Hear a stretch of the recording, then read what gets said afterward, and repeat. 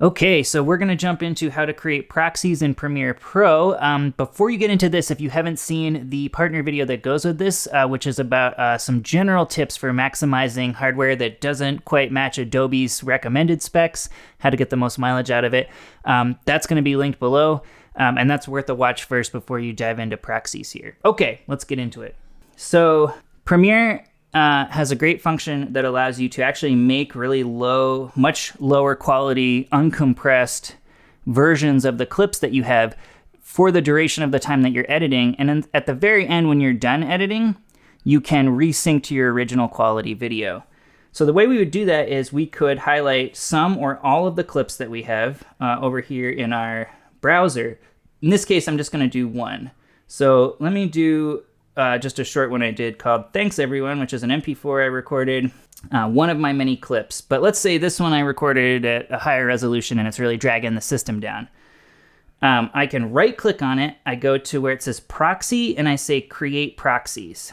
And what it's going to do is load up a way that I can make some lower quality versions that I can edit with that'll really speed up the system. So we can do H.264, or if we're on a Mac, actually doing a QuickTime here can be a really good way to do it because it makes a ProRes file, which again is uncompressed. So they're a little bit bigger, but the computer can more easily process through them. And then where it says destination, we can just say next to original media in proxy folder. I'll show you what that looks like in a second.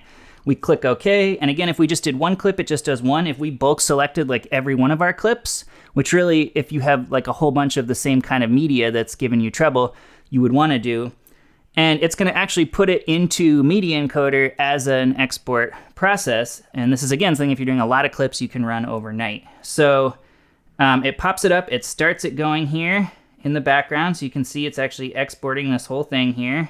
And I picked a short clip, so it's not taking very long, but if you had, lots of footage, you would want to kind of consider that. And when it's done, we're actually going to see that where it says StreamYard tutorial recording, it's now made a folder called Proxies. This little exclamation point is just because I'm actually syncing this folder to some other folks at PhillyCAM using the cloud, and it hasn't synced it yet. So ignore that exclamation point. If I double click this, you'll see now it's actually made a Thanks Everyone proxy.mov. So it names it the same thing as the original file, but it puts that underscore proxy there. How do we get Premiere to actually use that? Well, we right click the original clip here. So I'm back in Premiere. I go find my Thanks Everyone clip. I right click it and I go back to proxy and I say attach proxies. And then I can say attach. It's going to find that clip because it's looking next to the original media. And I just click, I select it, and I click open here. And if you've bulk selected a whole bunch, like Reconnecting Media, you only have to do the first one, and then it'll do all the rest of them. We click open, and now it's actually resynced to that clip here at the lower quality and resolution so that I can more easily scrub through it. But one thing that's great about doing this versus just kind of making your own conversions with a different program, or just separately through Premiere, is Premiere will still, even though it's much lower resolution, Premiere will still treat it like it's at the original resolution. That way, at the end of this all, I don't have any weird scaling issues where now all my 720p clips suddenly get giant.